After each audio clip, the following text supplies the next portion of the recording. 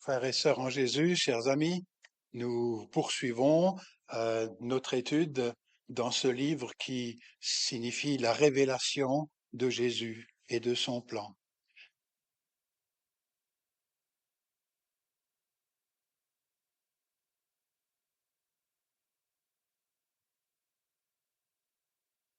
Le baptême systématique des nourrissons et revenir à ce qui s'est passé avant. Donc, ce sont des gens qui ont dit vive le christianisme, mais pas la chrétienté. Vous arrivez à voir la différence? La chrétienté, c'est une société qui impose la foi. Le christianisme, c'est quelque chose de libre. Alors, il y a une petite famille qui en est née, s'appelle les Ménonites. C'est pas nombreux, c'est 1 million et quelque chose dans le monde, mais il y a 100 fois plus de gens qui, aujourd'hui, de différentes familles chrétiennes, se réclament de cette réformation continuée. Alors, c'était la semaine dernière, il y a 500 ans. C'est pour ça que je me suis dit, je vous en parle, bon anniversaire, c'est vieux, hein. Et si ça se renouvelle pas, c'est mort. Mais par la grâce de Dieu, mais par la grâce de Dieu, eh bien, il y a quelque chose qui peut continuer et qui continue à cause du Saint-Esprit qui est à l'œuvre. Vous m'avez pas entendu dans ce que j'ai dit? Si, merci. On passe à la suivante. Je vous fais un autre cadeau et je passe à l'enseignement après. Ah oui, sans pile et sans Saint-Esprit, c'est pas la peine. Je voulais vous montrer ça. Je l'ai fait venir des archives d'État de Berne. Il y a eu des anabaptistes qui ont été arrêtés. C'était à peu près vers 1607. Et puis, ce que je trouve intéressant, voilà, eh ben, écoutez, quand vous n'avez pas une ville, un seigneur ou un empereur qui vous dit ce que vous devez croire, il faut que vous vous débrouillez sans pouvoir.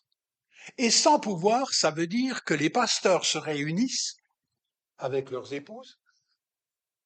Ah, si vous pouvez voir là, vous verrez mieux. Et se concertent sur des sujets. C'était le mode de fonctionnement pendant 400 ans de cette famille. C'est juste sans pouvoir, mais ils se réunissent dans des grandes vastes des Pays-Bas jusqu'en Suisse, d'Autriche jusqu'en Lorraine. Des délégués se réunissent pour se mettre d'accord. Et ça a lieu à Strasbourg. Et puis, ces montagnes, c'est pas loin des Vosges, hein. Donc c'est pour ça que je vous le dis, un petit cadeau sur le mode de fonctionnement sans pouvoir de contrainte. Vous arrivez à comprendre? Mais ça, c'est quelque chose. On revient à ce qui s'était passé avec les évêques et les pasteurs des 3 premiers siècles. C'est comme ça qu'ils fonctionnaient. Il n'y avait pas des soldats qui les protégeaient, hein. Le christianisme, dans sa fragilité et sa vulnérabilité. Merci Seigneur qu'il y a eu des hommes et des femmes qui ont relu la Bible pour comprendre ce qui se passe. Voilà, écoutez, nous venons maintenant à ce pourquoi nous sommes réunis, mais ça a un lien aussi, vous allez voir. Vous avez vu? On n'adore pas un monstre, on adore l'agneau, hein? C'est quand même très politique ce truc, non? Enfin, politique, ça veut dire une manière de vivre ensemble, hein? Et cet agneau, il a l'air d'être égorgé et il règne. Et on va le voir sur un trône. Vous avez déjà vu un agneau sur un trône, vous? Non, mais on voit que c'est un monde de symboles, et c'est ce dernier livre de la Bible qui s'appelle l'Apocalypse. Peut-être c'est parce que c'est un peu délicat. Je me suis dit, je l'attaque avec vous. Au fur et à mesure du temps, on va le parcourir. On est au chapitre 4 et 5. Rassurez-vous, il y en a que 21. Mais on y va lentement. Mais la prochaine fois, on prendra un petit peu plus. Mais je me suis dit, voilà, on passe. J'ai mis comme titre la vision déterminante du trône quand ça va mal. Quand ça va bien aussi. Mais quand ça va mal particulièrement.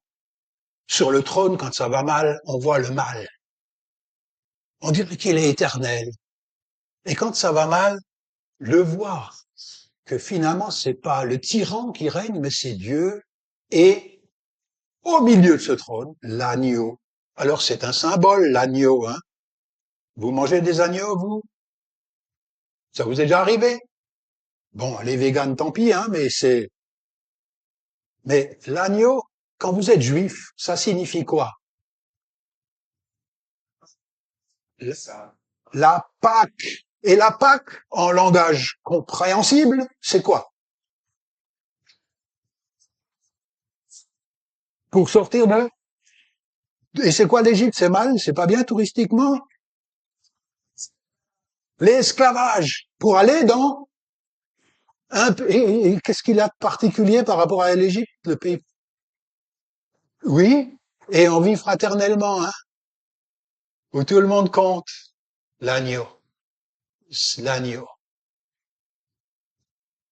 Alors, on va faire des lectures dans Apocalypse 4 et 5. Ce que j'aimerais que vous reteniez, c'est l'antidote. Quand vous avez la trouille, vous êtes esclave de ce qui vous fait peur.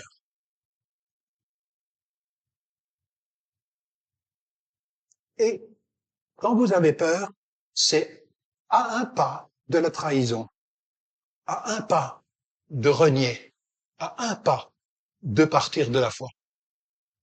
Quand vous avez peur, vous avez l'impression que ce qui est éternel, c'est le mal. Et là, pour des chrétiens pour qui ça allait mal, qui se trouve dans l'actuelle Turquie géographiquement, mais ça s'appelait la province romaine d'Asie, ces 7 églises, eh ben on voit bien qu'ils étaient embêtés par une autorité qui demandait à être adorée, elle. Une idéologie totalitaire. Ce que je voudrais que vous compreniez, que maintenant nous allons voir 2 chapitres où il est question de trône. On quitte pas un trône. C'est quoi un trône? Nous, on a oublié parce qu'on a zigouillé le roi en France, mais c'est quoi un trône? C'est joli, c'est un meuble, d'accord. C'est une gouvernance. C'est quelqu'un qui gouverne. C'est une puissance, c'est une autorité, d'accord? On est devant un gouvernement. Et c'est cette vision que nous allons voir maintenant. Alors, nous avons chanté tout à l'heure, même dans Apocalypse 12, nous avons « Grandes et merveilleuses sont toutes tes œuvres », c'est un chant de l'Apocalypse. Après le livre des psaumes, c'est dans l'Apocalypse que la plupart de nos chants viennent. C'est drôle. C'est dans un temps où ça va mal qu'on a le plus de petites chants qui ont été repris dans presque tous les chants. Merci Claude. Tous les chants choisis ce matin, nous avons chanté de l'Apocalypse. Grandes et merveilleuses sont toutes tes œuvres. Les œuvres, c'est la sortie d'Égypte. Tes œuvres, Seigneur. Et ça s'appelle le cantique de Moïse. Ça, on comprend. C'est la sortie d'Égypte, d'accord? Et de l'agneau. Ça veut dire rebelote. On va ressortir de l'Égypte qui nous rendait esclaves de la peur du tyran. Vous comprenez? Rebelote. Donc, l'antidote. Alors, regardez, il y a d'autres chants que l'on va voir. Parmi les chants, on passe. Il y a Saint, Saint, Saint est le Seigneur. Vous connaissez? Ah ben, ça vient des chapitres qu'on va voir. Il y aura tu es digne, Seigneur, car tu as créé toutes choses. Nous l'avons chanté là tout à l'heure. Pourquoi c'est important de savoir devant qui on est mentalement quand ça va mal? Pourquoi c'est important? Alors, on continue. Nous allons lire cela. Avant ça, je vais encore vous redire quelque chose que j'ai essayé de dire, mais trop brièvement. Révélation de Jésus-Christ. Autrement dit, qu'est-ce qu'il est en train de faire? Pas seulement il est ressuscité, il est à la droite de Dieu, tant mieux pour lui, d'accord? Mais qu'est-ce qu'il fait à la droite de Dieu? Et c'est ce que l'Apocalypse nous aide à voir. Eh ben, nous l'avons vu. Il se promène au milieu des chandeliers, d'accord? Il interfère dans les églises. C'est pas seulement à la fin, d'accord? Ça, on a vu. Maintenant, on continue. Il est dit, par exemple, de Caligula, c'est un empereur, que dès qu'il eut fait son entrée dans Rome, le Sénat unanime, en présence de la foule qui avait envahi la curie, le siège du Sénat, l'investit lui-même de tous les pouvoirs. Voici des gouverneurs qui ont tous les pouvoirs. Et Caligula, c'était pas un enfant de cœur. Il massacrait pour un oui ou un non. Et après lui, les empereurs ont pris l'habitude de demander que tous les citoyens romains promettent de défendre non leur vie, mais d'abord la vie de l'empereur et de sa famille. Ça faisait partie du culte de l'empereur dans toutes les villes de tout autour du bassin méditerranéen. Vous imaginez? Ça veut dire quoi? Que les chrétiens ont un grand problème. Ils font allégeance à Jésus et en même temps, ils promettent, s'ils renient leur foi, de faire allégeance aux intérêts d'un tyran. Vous comprenez? Vous comprenez qu'on n'est pas libéré de ça d'un moment à l'autre. Hein? Le pouvoir devient monstrueux. Maintenant, nous lisons. Dans début de Apocalypse 4, il est dit « Après cela, je vis ». Quand on a l'impression que le Seigneur ne parle plus, il nous donne à voir. Il nous rejoint dans nos cauchemars. Mais là, ce qu'il voit, c'est extraordinaire. Une porte était ouverte dans le ciel. Alors, généralement, on monte en haut le ciel, hein, d'accord? Mais il faut que vous sachiez que le ciel, c'est pas le ciel. Le ciel, c'est pas le cosmos. Le ciel, c'est une autre dimension du créé. Ah oui. Les Anglais sont un petit peu plus intelligents que les Français. Eux, ils ont sky et ils ont heaven. Mais en français, t'as le ciel. Alors du coup, on regarde tous là-haut, on n'oublie pas que le ciel peut être sur la terre. Hein. Avec l'évangile, il faut faire attention. On continue. Une porte était ouverte dans le ciel. Ah, ça aide. Vous savez, normalement, quand vous souffrez, vous avez l'impression qu'il y a une chape de plomb et qu'il n'y a pas de porte ouverte vers en haut. D'accord? C'est vraiment de la psy, hein? Mais c'est classique. Quand on a l'impression que le mal a le dernier mot. Ici, non. Première chose, porte ouverte dans le ciel. Et la première voix que j'avais entendue me parler, telle une trompette. La trompette, c'est symbole de l'assaut. C'est pas juste la chorale, la fanfare. L'assaut. La première voix qui m'a parlé comme un trompette dit « Monte ici ». Ouais, c'est spatial. Et je te montrerai ce qui doit arriver ensuite. Alors méfiez-vous. C'est pas à nous qu'a été d'abord adressée cette épître. C'est d'abord à ces chrétiens qui souffraient. C'est ensuite pour eux. Vous arrivez à comprendre?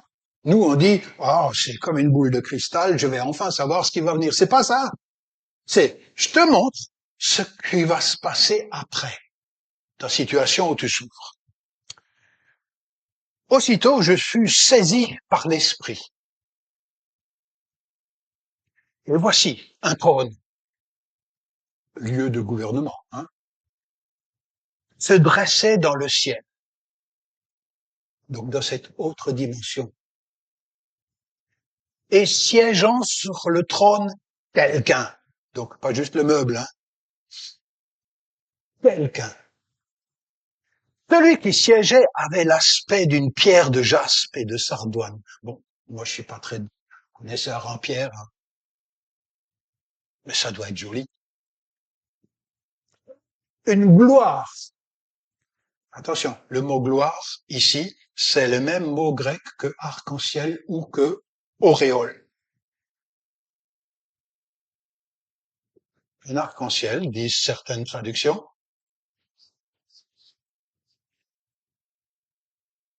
Ah, oh, ça doit être de 1000 couleurs. Voilà.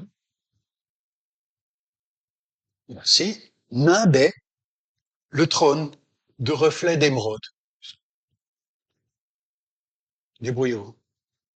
Vous avez une image? Alors, voilà une délocalisation. Nos cultes sont aussi une certaine manière de délocaliser, mais pas pour échapper à la réalité, hein, pour revenir dans la réalité. De recentrage. Le culte, ça doit être une occasion de recentrage sur le trône de Dieu. Sinon, c'est pas un culte.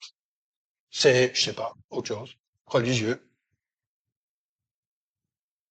Il prend de la hauteur et il a accès à ce qui se passe devant le Seigneur. Et ce qu'il voit devant le Seigneur, c'est un Dieu à l'œuvre, pas un Dieu absent. C'est ce qu'il voit. Il voit un Dieu à l'œuvre. Il n'est pas le seul. Michée et Ézéchiel ont eu ces visions extraordinaires. C'est pas le moment de le développer maintenant. Mais il est là devant un lieu de commandement. Et on signe des décrets. Ah, vous connaissez d'autres qui signent des décrets en ce moment? Dans différents lieux, non? Et ils signent des décrets. Voilà. Et devant ce trône, il y a du monde. J'ai essayé de voir dans certaines Bibles comment ils le représentent. Il manque les couleurs, hein. Il manque les couleurs. C'est moche, noir et blanc. Voilà. Toujours est-il, il y a là du monde. Plein de monde. 12 et 12, ça fait 24. Il y a un agneau, on va le voir. Il y a 4 animaux animaux du règne animal, si vous voulez. Il y a ensuite cette sorte de truc qui nimbe. Si vous êtes juif, arc-en-ciel, ça veut dire quoi? Parce qu'aujourd'hui, c'est pas toujours la même chose, arc-en-ciel.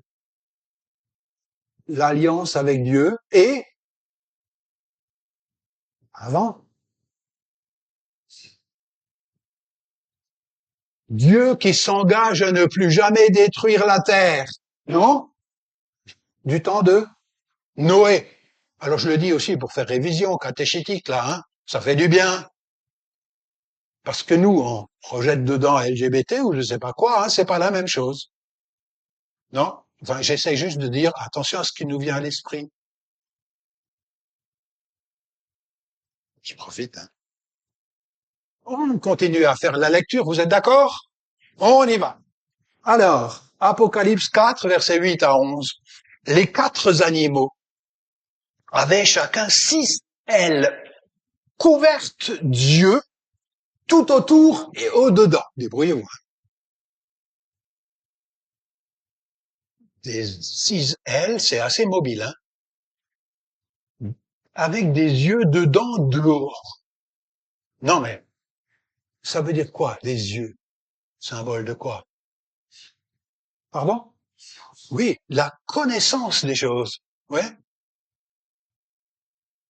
C'est dans la Bible, écoutez. Alors, je sais, c'est un livre spécial, hein. Il y a des choses plus faciles, a priori, mais tant pis, on est là ensemble. Il ne cesse jour et nuit de proclamer Kadosh, Kadosh, Kadosh, Saint, Saint, Saint, le Seigneur, le Dieu de l'univers, ou tout-puissant. Il faut se méfier de toute-puissance, hein. Le Seigneur, Dieu tout-puissant, celui qui était, qui est et qui vient, intervient. N'oubliez pas, on conjugue pas le verbe être ici, hein. D'accord? Qui c'est? Celui qui était, il est fidèle. Celui qui est et qui vient.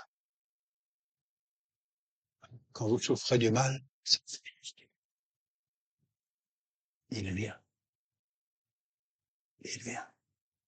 Il a différentes manières de venir. C'est ce que nous verrons encore. Et chaque fois que les 4 animaux rendaient gloire, honneur et remerciement à celui qui siège sur le trône, au vivant pour les siècles des siècles, les 24 anciens, si vous vous souvenez à droite, à gauche, les 12 plus 12, ça fait 24, anciens, se prosternaient devant celui qui siège sur le trône, ils adoraient, le titre c'est le vivant. Qu'est-ce que c'est un vivant? C'est quelqu'un capable d'intervenir, hein. C'est pas juste la doctrine, hein, c'est le vivant. Le vivant pour le siècle des siècles. Ils jetaient leur couronne devant le trône en disant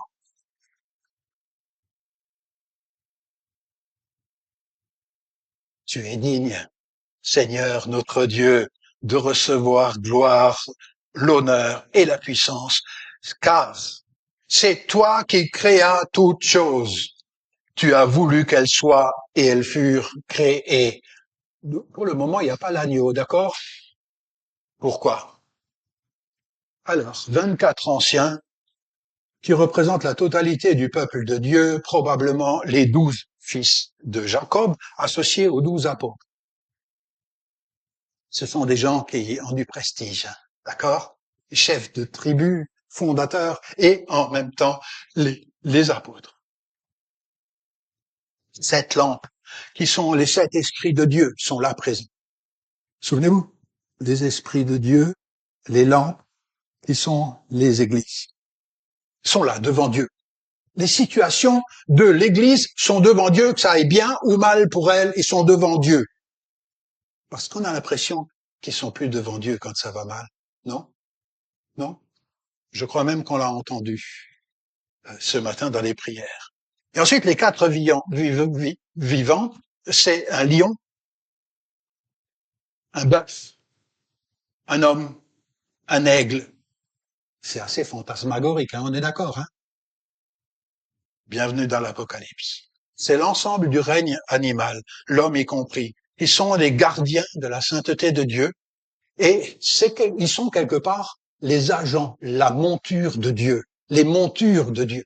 Nous allons le voir, ce sont eux qui vont être lâchés dans la prochaine fois que j'aurai la suite. Ce sont ces êtres qui vont être lâchés, les montures royales pour accomplir les ordres de Dieu. Déjà dans Ézéchiel, on avait ça, mais il faut connaître un peu l'Ancien Testament. Et ils étaient couverts d'yeux. Comment on dit? De yeux? Dieu. Qu'est-ce qu'ils font? Ils proclament la sainteté de Dieu et sa toute-puissance, et ils annoncent, il vient. Alors, tout ça focalise sur une chose, il est le Créateur. Il a créé toutes choses. C'est ce qu'on a vu. Tu créas choses. Alors, quand on prie, quand on a un culte, devant qui je me trouve? Si c'est celui qui a créé toutes choses, nous lui devons la vie et tout. C'est ça ce que ça veut dire.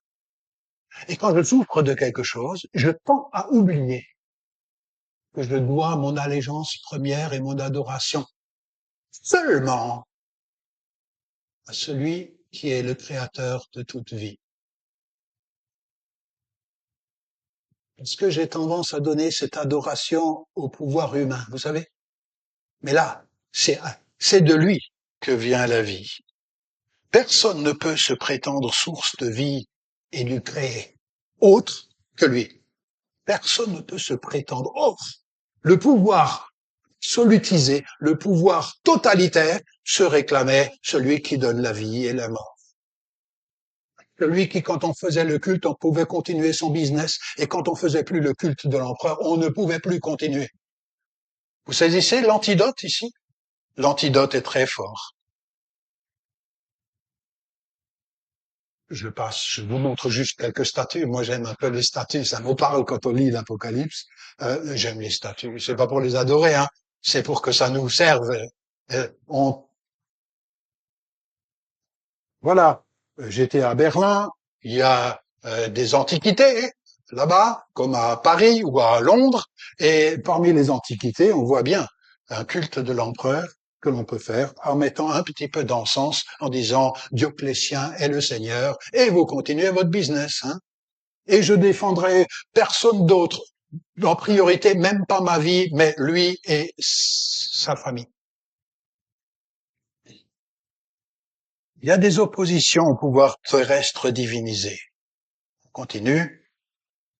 Alors, il y a ici, j'étais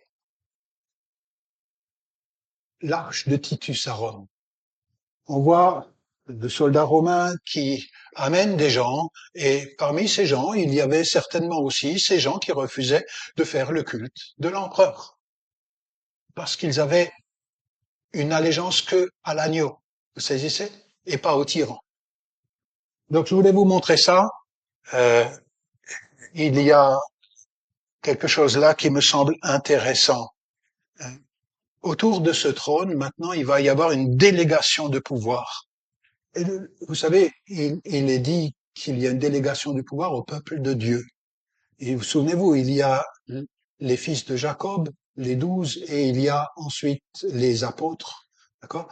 Et ils ont une couronne sur la tête. Le Seigneur, créateur de tout, ne fonctionne pas sans eux, sans nous, sans nous. Il compte sur nous pour que son gouvernement se propage. Il compte sur toi, même si tu es sans faible. Il compte sur moi, qui suis aussi appelé par le Seigneur. C'est ça aussi ce que comprennent les gens. Je continue, on continue, et il fera quelque chose. Et on arrive déjà après les chants qui sont énumérés de la part de tout cela, et plus ça allait au chapitre 3, plus il y avait un grand nombre qui s'associaient à tous les chants que nous avons déjà chantés. Maintenant, au chapitre 4, puisque nous le parcourons aussi, il y a quelque chose de bizarre. Et c'est sous symbolique un livre mystérieux. J'en fais la lecture et je vis. Dans la main droite de celui qui siège sur le trône. La droite, c'est là où on est l'organe de l'action. On est droitier. Un livre écrit au-dedans et au-dehors. Je sais pas comment il a fait pour voir qu'on c'était écrit dedans, puisque c'est scellé. Scellé de 7 sceaux. D'accord? Scellé. C'est fermé. 7 sceaux. Et je vis un ange puissant qui proclamait d'une voix forte, qui est digne d'ouvrir le livre et d'en rompre les sceaux? C'est bizarre. Regardez la suite de ce texte de l'Apocalypse, mais nul. Dans le ciel, sur la terre, sous la terre, n'avait le pouvoir d'ouvrir le livre ni d'y jeter les yeux. Je me désolais, disait Jean le voyant, Jean l'Apocalypse, de ce que nul ne fut trouvé digne d'ouvrir le livre ni d'y jeter les yeux. C'est quand même bizarre ça, hein?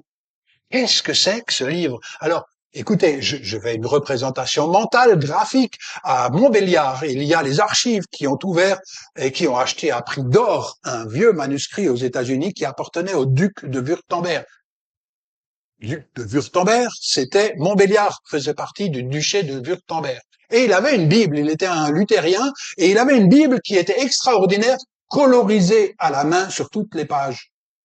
Alors, j'ai pris une petite photo de la petite chose qui nous concerne. Regarde.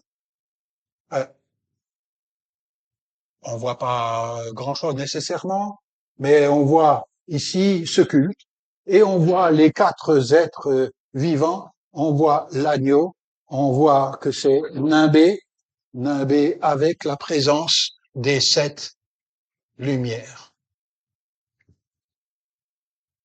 Alors, ce qui est intéressant dans ce chapitre, c'est qu'on annonce un lion, le lion de la tribu de Juda. Et qui est-ce qui rentre? Un agneau. Bon. Jésus est dit de la tribu de Juda. Mais c'est un agneau qui rentre. Alors, un petit peu déçu, non? Nous, on attend un lion pour défendre notre cause, et voilà que vient un agneau. Vous comprenez ça, vous? Pourquoi vous comprenez ça? Hein? C'est la même personne, mais c'est l'agneau qui gouverne. Nous, on attend des crocs pour manger le mal, tout de suite. Non? Tout de suite. Eh bien, basta. Non. C'est l'agneau qui vient. Et souvenez-vous, autour du trône, il y avait l'arc-en-ciel qui rappelait que Dieu était engagé à ne plus détruire. Mais comment il va conquérir s'il détruit plus, dites-moi? S'il est trop patient, comment ça va changer? À quoi bon la foi? Non? Quand on souffre, c'est ça la question. Jusqu'à quand, Seigneur? Tarderas-tu? Ça vous arrive pas à l'imaginer? Méfiez-vous, la foi, c'est pas toujours réussir tout de suite. Le Seigneur peut permettre des exploits, des exaucements de prière tout de suite, mais dans le même livre de l'Épître aux Hébreux, il est dit aussi par la foi, certains n'ont pas vu.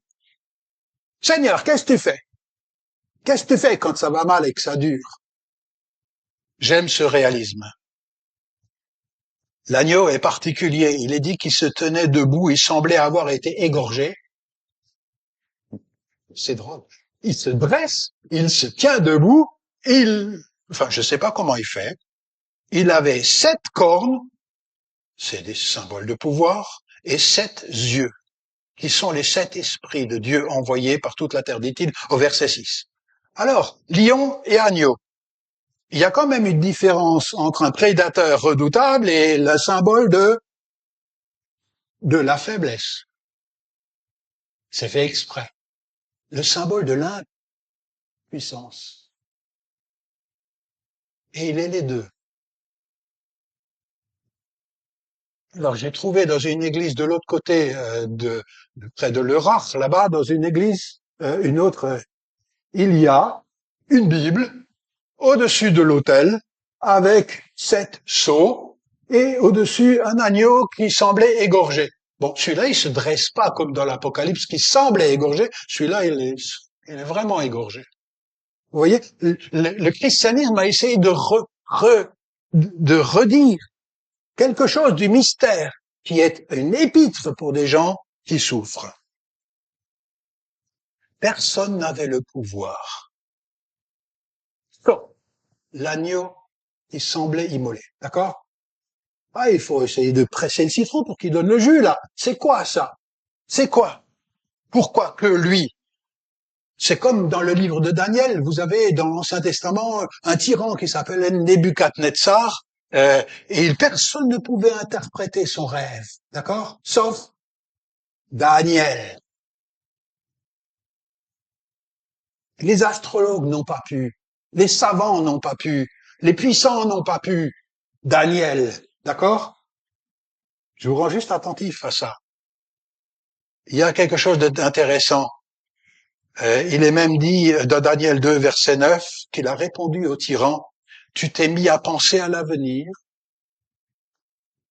Alors celui qui révèle les secrets t'a fait connaître ce qui doit arriver et lui expose le sens de la fragilité de la statue qu'il a vue, qui au fur et à mesure devenait plus corrompue et allait s'écrouler. Et pour dire merci, Nebuchadnezzar dit à Daniel, viens, tu seras mon premier ministre. Là, il y a une analogie pour qui on comprend l'Ancien Testament. Mais ici, c'est l'agneau immolé seul, comme lors de la Pâque, qui est digne d'ouvrir. Et j'ai beaucoup aimé le commentaire de Neil Blau, un ami enseignant, qui dit seul celui qui a souffert sur une croix pourra dire à ceux et à celles qui souffrent pour leur foi le sens de leurs épreuves. Dire le sens de l'épreuve. Si tu sais pourquoi tu souffres, tu vas résister. Si tu crois que la souffrance, c'est la dernière chose avant la mort, tu vas t'écrouler. Ici, c'est l'agneau seul. Personne, ni des astrologues, ne pouvait. Alors nous continuerons la lecture. Vous suivez toujours? Moi aussi. Alors, nous lisons. Mais l'un des anciens me dit, ne pleure pas, Jean. Voici, il a remporté la victoire, le lion de la tribu de Juda, le rejeton de David. Il ouvrira le livre et ses 7 sceaux cachés.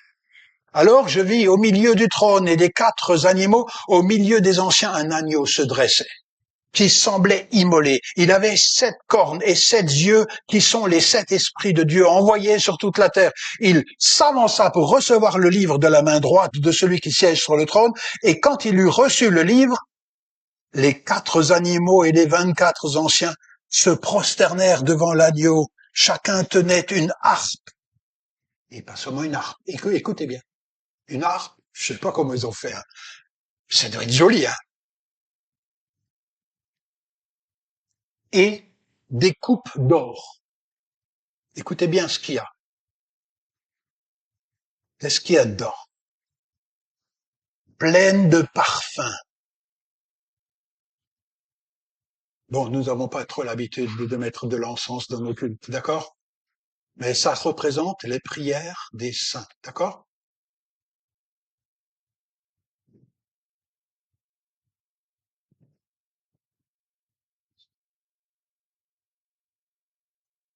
fait de la récupération avec nos prières. Exaucé ou inexaucé. Ou inexaucé encore. Dieu fait de la récup. Il chantait un cantique nouveau. Tiens, encore on chante, et on chante, et on rechante. Tu es digne de recevoir le livre et d'en rompre les sceaux, car tu as été immolé. Tiens, ça, on l'a chanté. Mais pourquoi il est digne? Car, c'est ça que je voudrais que vous reteniez. Il est digne d'ouvrir, lui, personne d'autre. Parce que lui, il a fait la bonne politique. Enfin, attention à mes commentaires. Car tu as racheté pour Dieu par ton sang des hommes, des femmes, de toute tribu, de toute langue, peuple et nation, et tu en as fait pour notre Dieu un royaume et des sacrificateurs. C'est dommage qu'on n'a pas chanté le dernier bout. Je crois que ça a un petit peu embêté les compositeurs du chant. Qu'est-ce qui a marqué? Et ils régneront sur la terre. Ah oui, c'est un peu piquant, hein? Voilà d'où viennent nos chants, de ce genre de choses. Alors, oui, tu es digne de recevoir le livre et d'en ouvrir les sceaux. C'est les 24.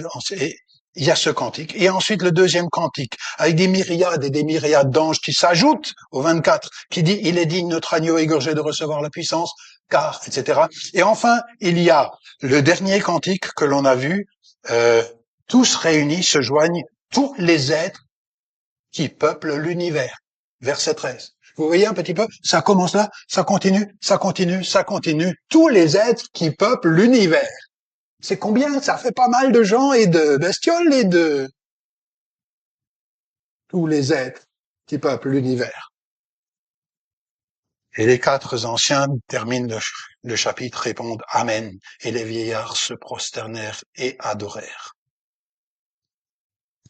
Alors, le culte rendu à Dieu, je conclus, qui est à l'origine de tout, un recentrage sur notre appel, sur la remise en perspective de nos vies, à la fois pour dissiper les craintes, pour qu'elles redeviennent raisonnables et qu'elles n'occupent pas tous nos esprits, mais également pour renforcer le témoignage en toute situation. Quand Dieu appelle quelqu'un, c'est en vue de toucher d'autres. Quand Dieu appelle quelqu'un en disant tu es mon enfant, je te rachète, c'est en vue de toucher d'autres. Autrement dit, il règne encore aujourd'hui par l'esprit. Et je suis heureux que c'est pas le lion simplement toute puissance que j'adore, mais c'est celui qui, quand il règne, il utilise un mode de convaincre pour changer, plutôt que d'imposer pour mater. Une harpe et des coupes d'or pleines du parfum qui sont les prières des saints. Je termine. C'est rapide.